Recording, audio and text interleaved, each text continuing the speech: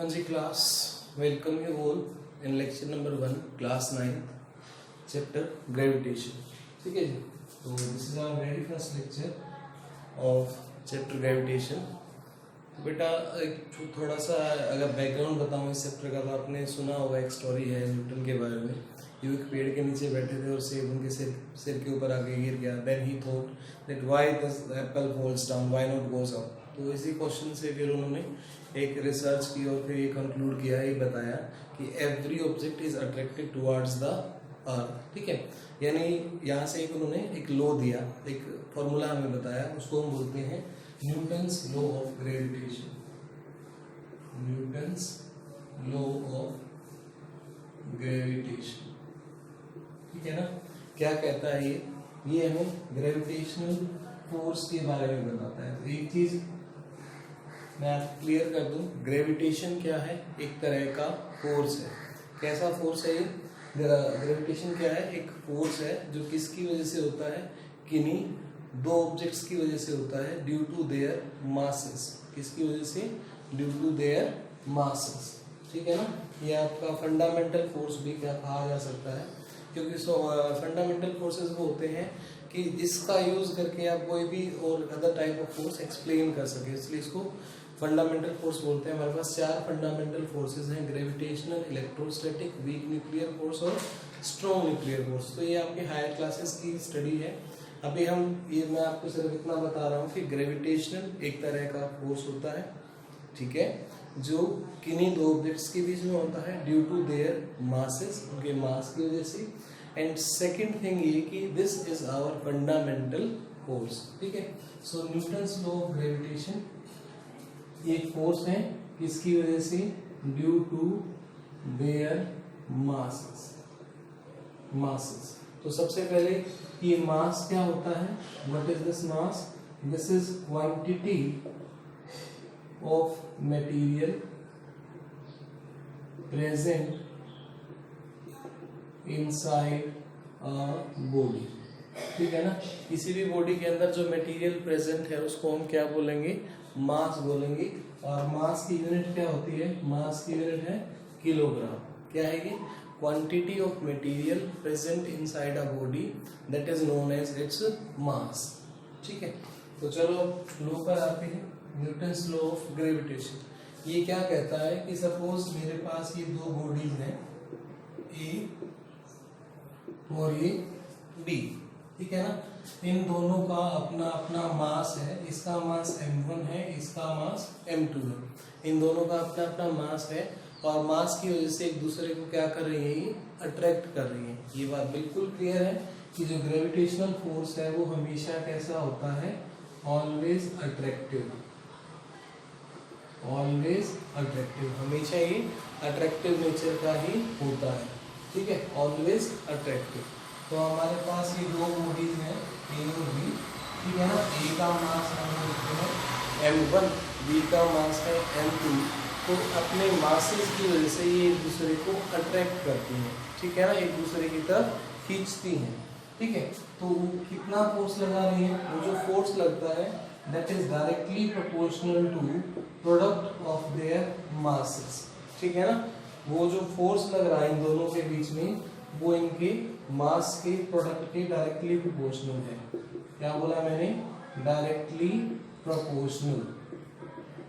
ठीक है, directly proportional का मीनिंग क्या है कि इक्वेशन की राइट हैंड साइड में अगर आप वैल्यू इंक्रीज करते हो तो लेफ्ट हैंड साइड में भी वैल्यू बढ़ जाएगी। एक होता है inversely proportional.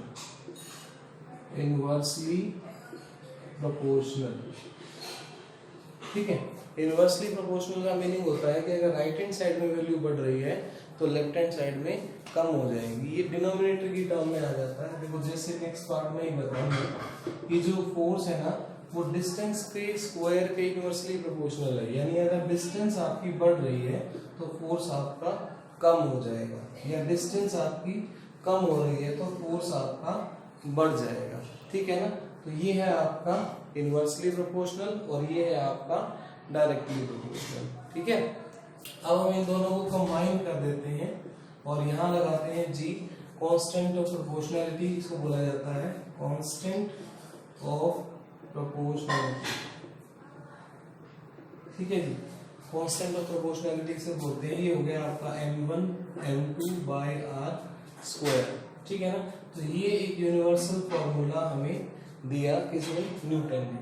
F is equal to G m1 m2 by r square. यहाँ पर g क्या है, ये आपका यूनिवर्सल ग्रेविटेशनल कांस्टेंट बोला जाता है, यूनिवर्सल ग्रेविटेशनल कांस्टेंट, इसको बोलते हैं यूनिवर्सल ग्रेविटेशनल कांस्टेंट, और इसकी वैल्यू है 6.67 इंटू 10⁻⁻11, 6.67 इंटू 10⁻⁻11। अगर यूनिट की बात की जाए तो यूनिट भी निकाली जा सकती है। देखो जी को यहीं रख दो, इसको इधर ले आओ, ये डिवाइड हो जाएगा, तो ये बनेगा F R square by m1 m2। तो ये क्या बन जाएगा, फोर्स की यूनिट होती है, देखो फोर्स की यूनिट होती है न्यूटन, डिस्टेंस की मीटर, और मास की होती है केजी। तो ये बनेगा न्यूटन मीटर स्क्वायर पर केजी स्क्वायर। तो यहाँ लिख देते हैं न्यूटन मीटर स्क्वायर पर केजी स्क्वायर, ठीक है। ये आपके पास जी की वैल्यू आ गई, ठीक है। देखो मैंने क्या बताया कि ग्रेविटेशन एक तरह का फोर्स है, हमेशा अट्रैक्टिव नेचर का होता है। किसकी वजह से होता है, ये मास की वजह से। और मास क्या है, quantity of material present inside a body, और मास को किस में मेजर करते हैं, किलोग्राम में, ठीक है। अच्छा, अब ये जैसे हमने एग्जांपल के तौर पे ले लिया, भाई हमारे पास ये दो बॉडीज हैं, कोई भी दो हो सकती हैं, ठीक है ना, छोटी बड़ी कैसी भी शेप की, डजंट मैटर, ठीक है ना।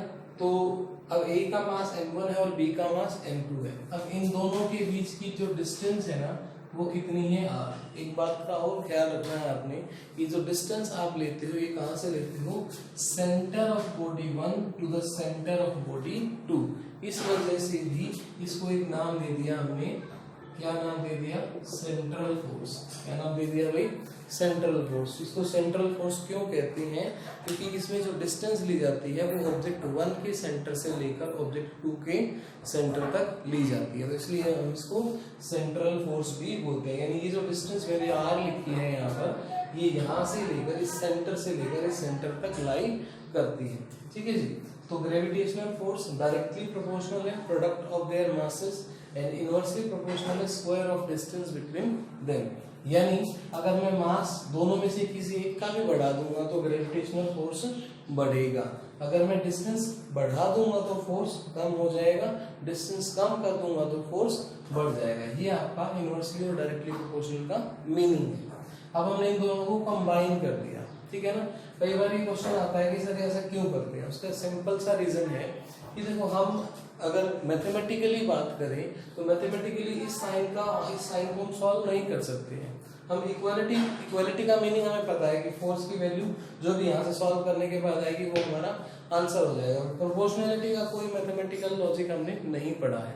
और एक और एग्जांपल भी मैं आपको बताऊंगा, मैं एक लाइन लिखूंगा अभी, मैं इसको प्रॉपर एक्सप्लेन करूंगा कि हमने प्रोपोर्शनैलिटी से इक्वालिटी पर क्यों आए, वो मैं आपको समझाऊंगा अभी एक एग्जांपल के तौर पे, ठीक है। और फिर यहाँ पर जी जो है ये क्या है, हमारा यूनिवर्सल ग्रेविटेशनल कांस्टेंट, इसकी वैल्यू है 6.67 इंटू 10⁻⁻11, और यूनिट हो गई यहाँ से न्यूटन मीटर स्क्वायर पर केजी स्क्वायर। जी को यहीं रखा, आर स्क्वायर यहाँ ले गए मल्टीप्लाई, और m1 m2 डिवाइड हो गया, वहां से ये यूनिट आ गई, ठीक है। अब देखो ये प्रोपोर्शनैलिटी और इक्वालिटी और बता देता हूँ एक बार आपको, ठीक है। मैं इरेज कर रहा हूँ थोड़ा सा, हाँ जी। देखो क्या होता है बेटा कि अगर मान लो मैं यहाँ पर डायरेक्ट लिख देता, दो सिचुएशन है, दो ऑप्शन है मेरे पास, कि एक बार मैं इसको डायरेक्ट लिख रहा हूँ क्योंकि आपका फोर्स या तो मास पे डिपेंड करता है या फिर डिस्टेंस पे डिपेंड करता है, दो ही चीजों पे डिपेंड करता है ना। तो हम इसको डायरेक्ट भी तो लिख सकते थे, ठीक है ना। हमने यहाँ पर ये जी क्यों डाला, क्वेश्चन ये आता है कि हमने जी क्यों डाला, तो हम क्या लिखेंगे, to equate theoretical result with experimental या practical result, with practical result, ठीक है ना। अब प्रैक्टिकल और थ्योरेटिकल रिजल्ट का देखो मैं अभी आपको बताता हूँ थ्योरी क्या कह रही है। थ्योरी कह रही है भाई जो फोर्स है ना वो या तो दोनों के मास पे डिपेंड करेगा या उन दोनों के बीच की डिस्टेंस पे डिपेंड करेगा। ठीक बात है। अच्छा तो हम मान लेते हैं इसका मास 1 kg है, इसका मास भी 1 kg है, ठीक है ना, और इन दोनों के बीच की डिस्टेंस कितनी है 1 मीटर, ठीक है ना। तो ग्रेविटेशनल फोर्स कितना हो जाना चाहिए, ग्रेविटेशनल फोर्स हो जाना चाहिए 1 × 1/1² और ये हो गया हमारा 1 न्यूटन। ये आ गया आंसर, 1 न्यूटन हो गया, ये हमारा ग्रेविटेशनल फोर्स हो गया इसके अकॉर्डिंग। और इसके अकॉर्डिंग कितना होगा, देखो इसके अकॉर्डिंग हो जाएगा 6.67 × 10⁻⁻11 न्यूटन, क्योंकि 1 × 1/1 आएगा, ठीक है। तो यहाँ पर फोर्स हमारे पास ये वैल्यू आ रही है और यहाँ पर फोर्स हमारे पास 1 न्यूटन आ रहा है, दोनों में बहुत अंतर है, ठीक है ना। तो प्रैक्टिकली आप कोई भी दो ऑब्जेक्ट ले लो जिनका मास 1 kg हो और जिनके बीच की डिस्टेंस 1 मीटर हो, जैसे मान लो एक मार्कर ये वाला एक ये वाला, दोनों का मास 1 kg है, दोनों के बीच की डिस्टेंस 1 मीटर है, तो इन दोनों के बीच में फोर्स कितना होना चाहिए 1 न्यूटन, यानी ये मार्कर इसको 1 न्यूटन फोर्स से अट्रैक्ट कर रहा है और ये वाला इसको 1 न्यूटन फोर्स से अट्रैक्ट कर रहा है। अगर दोनों में से कोई एक भी अट्रैक्ट कर रहा होता तो ये मार्कर डिस्प्लेस होता, पर ये मार्कर तो वही है, ये कहीं नहीं गया, इट मींस फोर्स नहीं है, पर फोर्स तो है। देखो एक कॉन्ट्राडिक्शन आ गया। अब कोई चीज अगर डिस्प्लेस नहीं हो रही है इसका मतलब ये नहीं है कि फोर्स नहीं है वहां पर, फोर्स तो है, पर फोर्स की वैल्यू बहुत बहुत कम है। देखो 6.67 × 10⁻⁻11 न्यूटन, जो कि बहुत कम फोर्स है, यानी इसके मास की वजह से इसके मास के ऊपर जो ग्रेविटेशनल फोर्स लगा है वो ग्रेविटेशनल फोर्स तो है वहां पर उसकी वैल्यू बहुत कम है, इसलिए उसका इफेक्ट दिखाई नहीं दे रहा। अब देखो मैंने यहाँ पर इस बोर्ड को ऐसे या इस दीवार को यहाँ पर ऐसे या यहाँ पर ऐसे फोर्स लगाया मैंने, तो क्या ये दीवार पीछे चली गई, नहीं चली गई। इसका मतलब ये थोड़ी है कि मैंने फोर्स नहीं लगाया, मैंने फोर्स तो लगाया है, but that force is not sufficient to displace the ball, ठीक है ना। सिमिलरली ग्रेविटेशनल फोर्स तो है पर वो बहुत कम है, ठीक है। तो इसलिए हम ये जी डालते हैं, जी की इंपॉर्टेंस पता लग गई, to equate theoretical result with our practical result. Practically तो मार्कर डिस्प्लेस नहीं हो रहा था, या प्रैक्टिकली 1 kg मास का ऑब्जेक्ट तो डिस्प्लेस नहीं हो रहा था, बट इसका मतलब ये तो नहीं है कि वहां पर ग्रेविटेशनल फोर्स नहीं है, बिल्कुल है। क्यों, क्योंकि दोनों का मास है, दोनों के बीच की डिस्टेंस है, तो ग्रेविटेशनल फोर्स तो है पर वो बहुत कम है। तो ये आप रीजन लिखेंगे कि why we are putting G over here, ठीक है। तो इस लेक्चर में इतना ही करते हैं, फिर नेक्स्ट लेक्चर में डिस्कस करेंगे नेक्स्ट पॉइंट, ठीक है।